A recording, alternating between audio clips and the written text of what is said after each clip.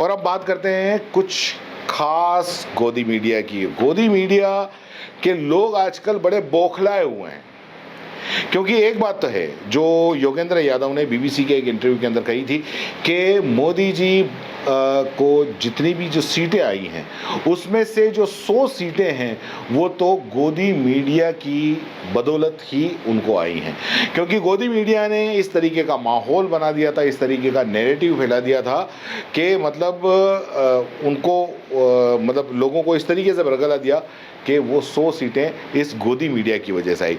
लेकिन मोदी जी के जो ये हाल हुए वो कुछ सच्चे पत्रकारों की वजह से हुए, जिसके अंदर खास करके वो सबके सब अब क्या है कि गोदी मीडिया में नहीं है, जैसे कि रवीश कुमार, अभिसार शर्मा, अजीत अंजुम, साक्षी जोशी और ख़ास करके ध्रुव राठी, जिसकी वजह से सच सामने आया, क्या चल रहा है ये सामने आया। लेकिन इन्हीं यूट्यूबर्स की वजह और भी बहुत सारे यूट्यूबर्स हैं जिसमें हम भी शामिल हैं, विभाग राजस्थान भी शामिल है, तो इनकी वजह से ये गोदी मीडिया इतना बौखलाया हुआ है, इतना बौखलाया हुआ है कि ये एएनआई के कुछ ये जो करता धरता है, ये चाटुकार एएनआई के चाटुकार, ये यूट्यूबर्स जो पत्रकार हैं उन पे ये खींच निकाल रहे हैं। ये कहते हैं कि इनके जो फॉलोअर्स हैं वो पेड हैं, फेक हैं, और मतलब इतने बौखला गए हैं कि ये मतलब अपनी ये खींच निकाल रहे हैं कि आखिर मोदी जी इनका इलाज क्यों नहीं करते, ये क्यों नहीं करते, वो नहीं करते। ये पूरी की पूरी ये जो गैंग है ये इन यूट्यूबर्स के लिए ये कुछ अनाप शनाप ये काफ़ी वायरल भी हो रहा है। और तो और ये चाटुकार, ये जलील लोग इतने ऐसे हैं कि जो फ़िलिस्तीन पर जो इज़राइल जो हमले कर रहा है उसको ये सही बताते हुए उसकी वकालत कर रहे हैं। और तो और वो ये भी कहते हैं कि मोदी जी कश्मीर पर ऐसा करना चाहिए। इन जाहिल लोगों को ये पता होना चाहिए कि फ़िलिस्तीन और इज़राइल 2 देश हैं और कश्मीर भारत का ही हिस्सा है।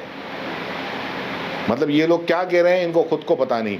ये इतने बौखला गए हैं जो पत्रकार हैं, यूट्यूब के जो पत्रकार हैं, जो सत्ता की सच्चाई सामने ला के रखते हैं लोगों के सामने, उनसे इतने बौखला गए हैं कि इनकी खींच आप सुन नहीं सकते। आप देखिए इनको। I want to come to that important question which people have been asking. Which is? Did YouTubers have an influence on this? Dhruv Rathi, did he have an थोड़ा बहुत influence? तो हुआ होगा यार, ऐसे तो नहीं हो सकता कि बिल्कुल नहीं है। No, Abhijit, before you answer, there were trucks which went along with projectors, and Dhruv Rathi's videos were projected out there. So there's one thing which I want to say is that, you know, you might diss the content that Ravish or whatever, one echo chamber will diss that, one echo chamber will diss the right-wing content. But the fact is that the right-wing content which was coming out, which is minuscule, was not promoted by the political parties, whereas the left-wing content, which is ultra-left, which is whether Dhruv Rathi or Ravish or whatever, they were shown by the Congress and people like, you know, the India Alliance people across the length and breadth of those states where it mattered.